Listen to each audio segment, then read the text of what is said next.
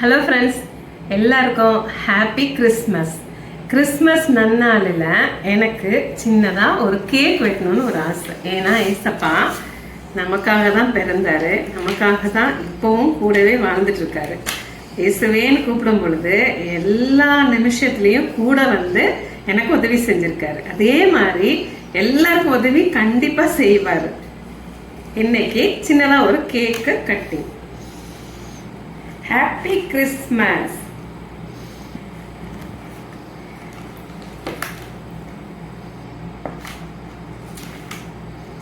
இதை பாருங்க ஃப்ரெண்ட்ஸு, கேக்கு சூப்பராக இருக்கு.